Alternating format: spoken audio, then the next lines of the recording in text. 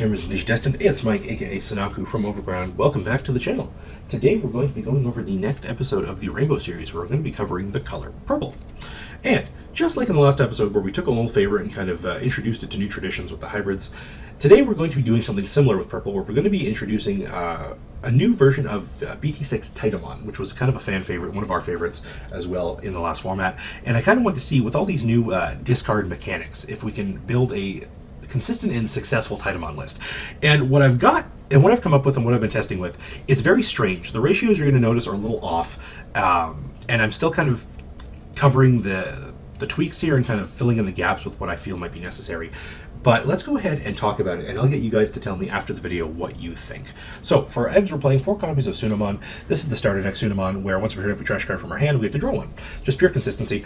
I'm not playing a 5th egg because I feel like I didn't necessarily need it. If you wanted to play a 5th egg, you could probably get away with a Xiaomon, but games with this deck ended relatively quickly where you didn't necessarily need the 5th egg, so I wanted to get rid of that variance and just make sure that I had the pure consistency engine just of the 4 Sunomon. Next, we're playing 4 copies of Ogremon for the start of our rookies. This is the inheritable with a trash card from our hand, and whenever Digimon gets plus 2,000. We're playing 4 copies of Gabumon. This is the inheritable where we get to, on attack, draw 1, discard 1. We're playing 2 copies of Dracmon. This is on play where we get to add an option with cost of 7 or 1 from our trash to our hand. You'll see at the end of the deck why this is important and why we're playing a couple copies of it, because we can keep recurring him. And then we're playing 2 copies of Gazimon. You know him, you love him, you know what he does. We don't have to explain him any further.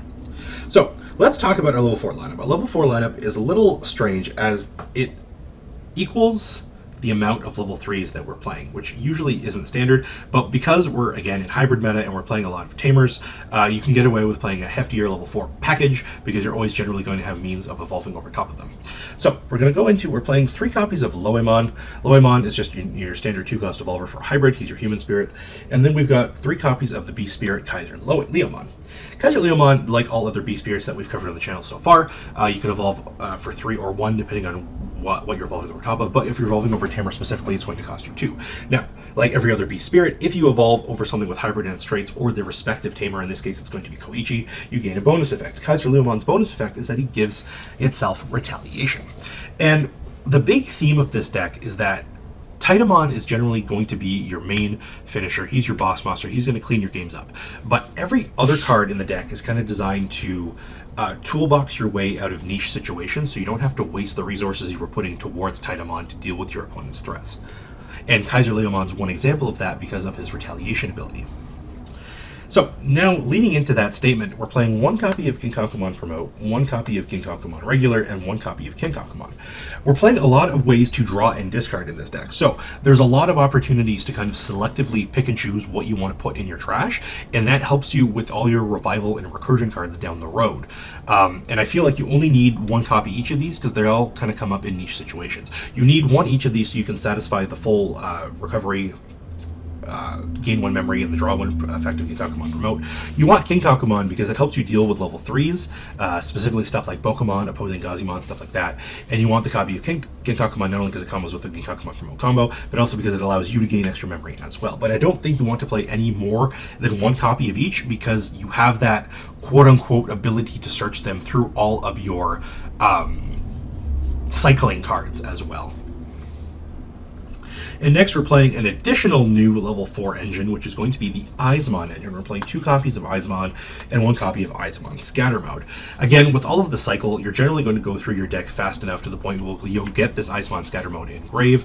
And when you discard cards with all of your effects, if you have Scatter Mode in grave, you'll satisfy the discard conditions, and then you'll get free value out of this Izemon coming out for free.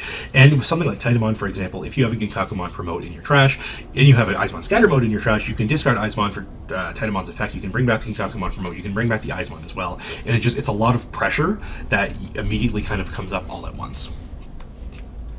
And then finally, we're playing 1 copy of Ogremon. Ogremon is here just, again, as a means to deal with specific Digimon that might be kind of causing you grief, whether that be a level 3 that is acting as a floodgate, or if it's a level 4 that you know that your opponent's planning on using to further their combos later on in the turn or on the next turn, you can just immediately get rid of that threat without having to bat an eye. Ogremon just takes care of that for you, while also increasing your trash count, and also by giving you more discard opportunities to get any of your combo pieces from this line of the game specifically into your trash. Next, we're going to move on to our ultimate lineup. We're playing 3 copies of Rebellymon. Rebellymon kind of follows in suit with that Kaiser Leomon strategy, where we're using him as a means to slow our opponent down. The fact that we now have retaliation and blocker means that our opponent will think twice before swinging with their big Digimon. Playing 3 copies of Lady Devimon. This is more consistency, while also giving us more opportunities to trigger our discard potential.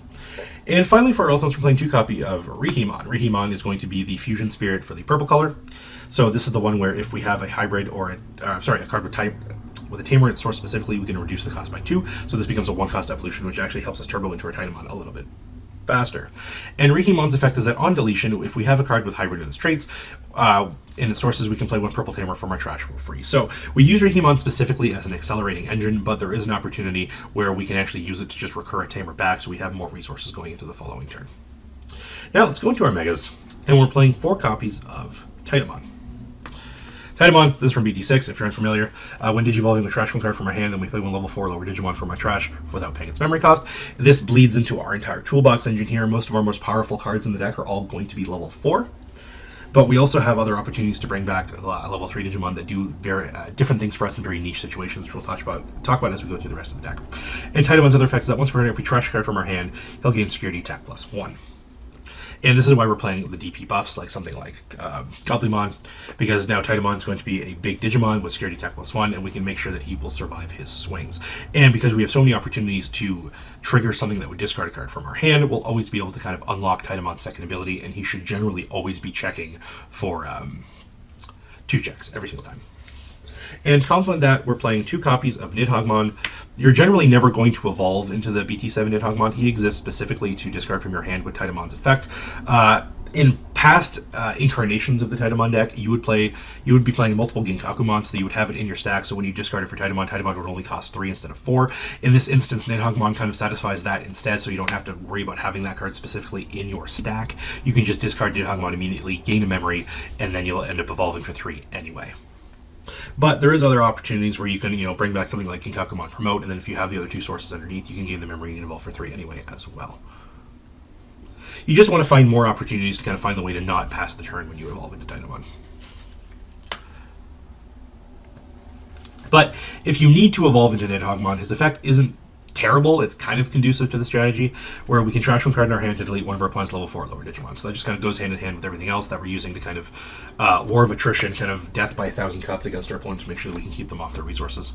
And because we get to trash an initial card from our hand, it sets up our grave later on for whatever plays that we want to take down the road with other combos. And to round out our level 6, we're playing 2 copies of the new Cherubimon. This is a card that came out in BT7 as well. And Cherubimon is generally paired with yellow bottom end, because there's a lot of really good yellow cards that have good on-play abilities, but we're playing it here for 2 reasons. So Cherubimon, when digivolving, we can play 1 purple tamer card from our trash without paying its cost, and for each tamer we haven't played, we can delete 1 of our opponent's level 4 lower Digimon. And on deletion, for each tamer we haven't played, we can play 1 level 3 Digimon card from our trash without paying its memory cost. So Cherubimon, again, it's just here for that death by 1,000 cut strategy. We just want to make sure that we have an opportunity to have as many board wipes as possible in the deck. It does not hit level 5s, which is unfortunate, so your opponent can play around this by just kind of evolving up. But that's why you would have something like Kaiser Leomon and then the Rebellymon instead to deal with that in lieu of. But Cherubimon is also very powerful because it just helps you. And again, this goes back to discussing our metagaming back and forth, because your opponent might want to go wide thinking that you're playing a deck that can't deal with the ability to go wide, and that's why you're going to be playing Cherubimon in a purple list, because that's your ability to just kind of bomb out and punish your opponent for thinking that way. And the ability to play a tamer from trash for free also means that we can set up our hybrid plays consistently, while also making sure that we have more discard outlets as well, which we'll talk about when we get into Koichi. And on deletion, we can bring back any of our level 3s, which means that you're generally always going to be bringing back Gazimon or Dracmon, because Dracmon, we'll talk about the options real quick right now. We're playing 3 options. We're playing 1 copy of Calling from the Darkness, 1 copy of Fly Bullet, and then 1 copy of Underworld's Call. Now, Dracmon can constantly recycle us both the Calling from the Darkness and the Fly Bullet. And this means that we have a consistent engine to constantly have the same cards to discard every single time for Titamon. So Calling from the Darkness means that we now have access to something like recurring our Izemon consistently, or recurring our Nidhogmon consistently. And this means that we only have the right cards to discard at any given opportunity to ensure that we trigger our Titamons properly and get the full value out of it. It also means that we can return any rookies that we're missing, any level 4s we're missing, that we can evolve over our hybrids and just keep the cycle going. And with Fly Bullet, because we can hit a level 6 or lower, this is another mean to deal with something like that Cherubimon, Ogremon, or wouldn't be able to deal with by themselves. And with the Dracomon, we can constantly put it back in our hand, which means that we have a consistent source of removal. And then finally, we're just playing one copy of Underworld's Call. This is just here so that way we can discard it to get extra value. And if we hit insecurity, we can revive something else to just kind of keep our engine going, while giving us an extra body that we can keep evolving over top of to hit our Titamon. Now let's go on to our Tamers. We're playing 3 copies of Koichi. Koichi on play is that we just draw one, discard one, which is going to be really powerful, because now, if our Titamon's on the board and it sticks, and we have no other ways to just straight up discard, if we don't have this Gabumon in our source, for example, or we can't play another card that's one of our Digimon that lets us discard, Koichi now is just an immediate card that we can just play for 3 that just triggers a discard, and then puts our Titamon online again to be able to do security attack +1. And then if we evolve over top of it, as he is a Tamer with an inheritable, and we are playing a metric ton of hybrids, in combination with the Call from the Darkness that lets us keep getting our hybrids back, and in combination with Cherubimon that can keep bringing Koichi back into play, it comes full circle.